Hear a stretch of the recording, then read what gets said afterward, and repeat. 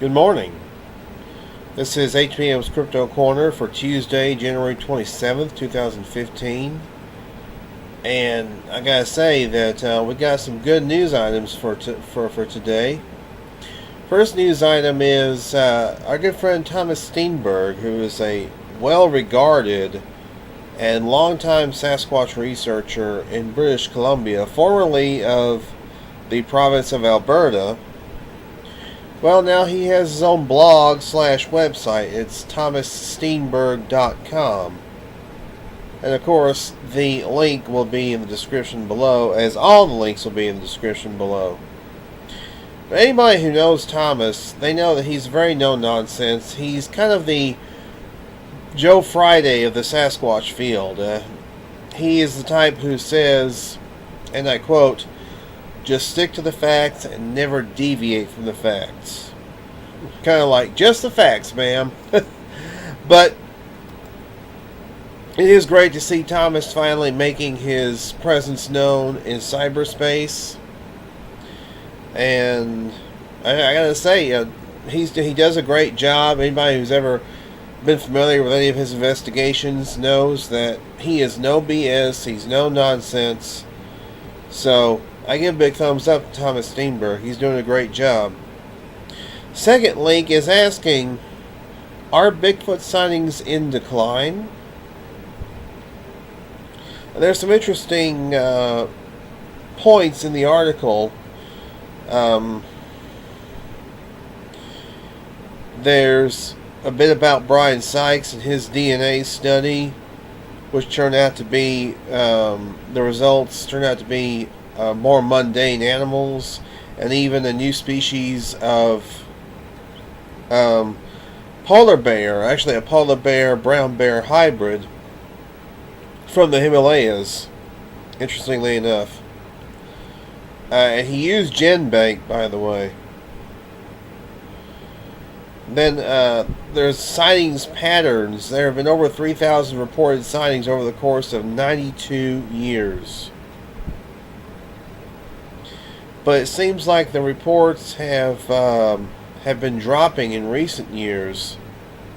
Apparently, they were at their peak between the years 2000 and 2009. But they seem to have dropped off quite a bit since 2009. Now, does this mean people are not reporting their sightings, or does this mean that the sightings truly are declining? I don't know. All I know is that it seems like sightings are not as prominent as they used to be, and not happening like they used to be. Or maybe they are, and people just aren't reporting them. Our next link is a very, very good link about the late Dr. Grover Krantz. It's a trailer for a documentary which has yet to be released called The Pursuit of Sasquatch, a Portrait of Grover Krantz. And I don't know why this trailer, this entire documentary has not been released. The trailer looks great. They talked to friends and colleagues of Grover Krantz, such as John Green, Thomas Steenberg. I think they do talk to Dr. Jeff Meldrum. They talk to others as well. So, very interesting stuff, and I hope eventually they'll release it as a full documentary, because I'm sure a lot of people would love to know more about Dr. Jeff Meldrum and his Dr. Jeff Meldrum. Dr. Grover Krantz. I'm sure a lot of people would like to know about Dr. Grover Krantz and his theories and things like that. A lot of people may not be aware, but his bones are actually at the Smithsonian, along with the bones of two of his Irish wolfhounds. And they even had them on display for a little while. They may still have them on display. Y'all will have to forgive the blooper. I'm going to leave that in, by the way. We'll be right back.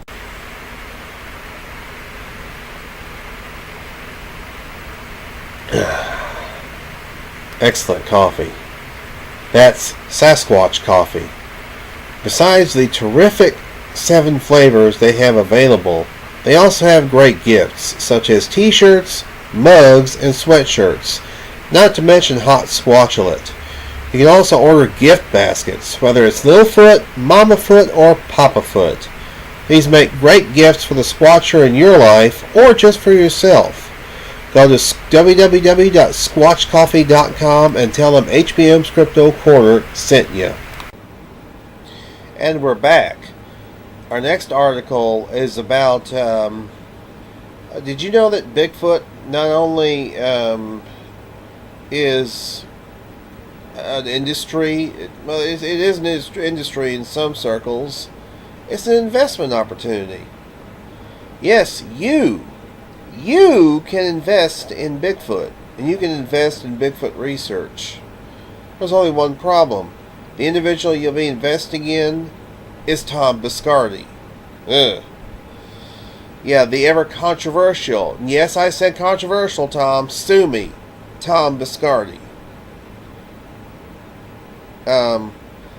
But yeah, you know, you have to wonder how much of investment that you would get if you were to invest in Biscardi and his pursuits.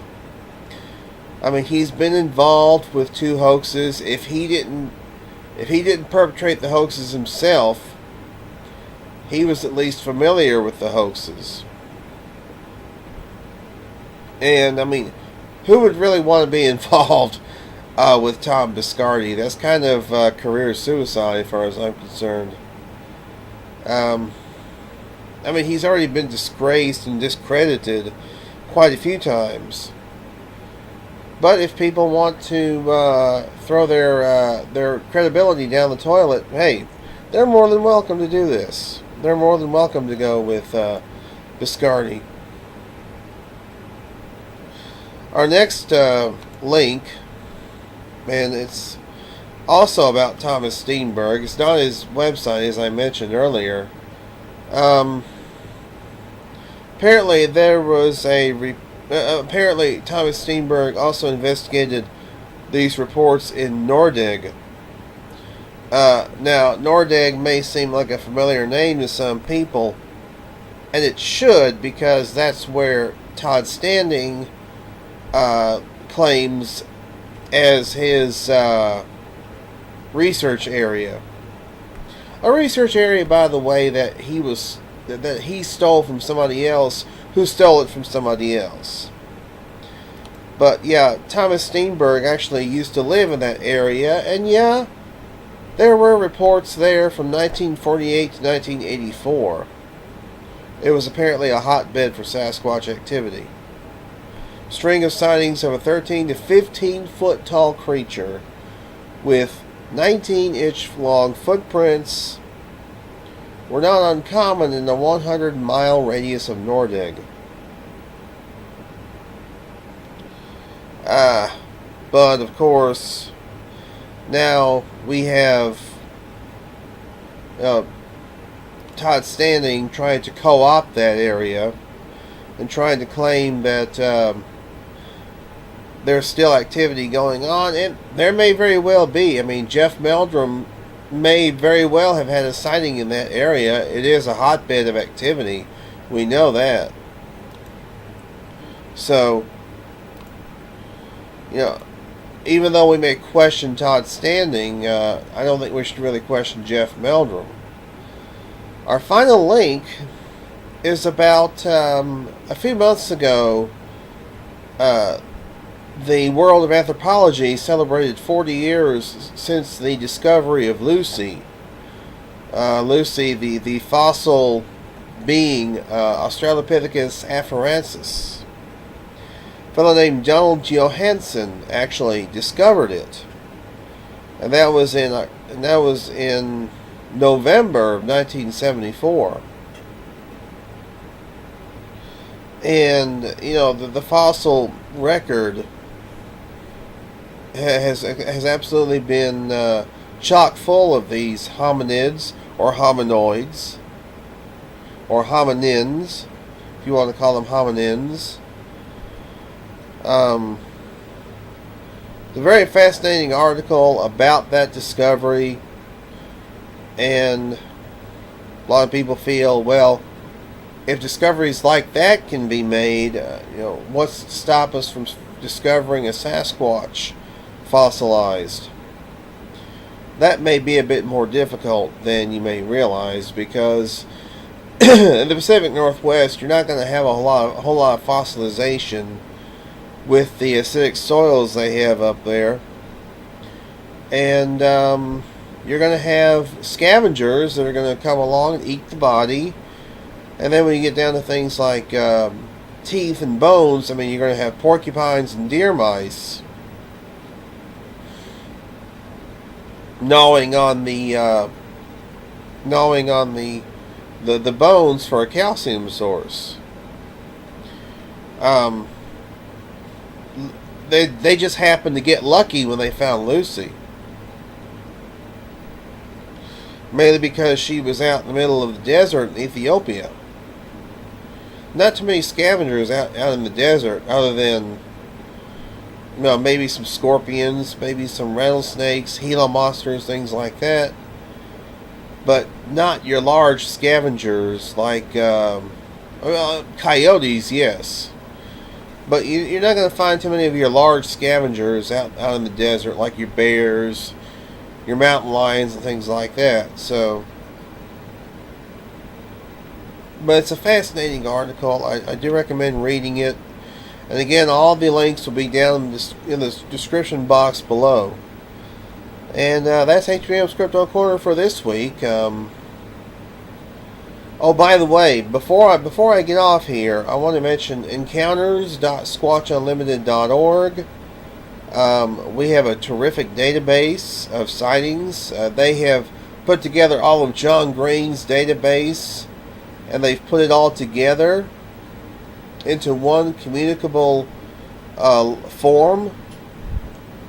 And also, we have several articles on the website where individuals have typed up various newspaper articles from the past and have put them on the site. I'm one of those who has done that. So yeah, I recommend checking out encounters.squatchunlimited.org. Also check out squatchunlimited.org. They have all kinds of cool stuff there, and an account on that site is completely free. And if you join the Team Squatch Unlimited Facebook page, you get completely free access to the Encounters database of Squatch Unlimited. Oh, and also want to continue to highlight and recommend SquatchCoffee.com, Sasquatch Coffee. Have you tried it, Yeti? Anyway, that's it for this week. So until next week, y'all be good or be good at it. This has been HBM's Crypto Corner.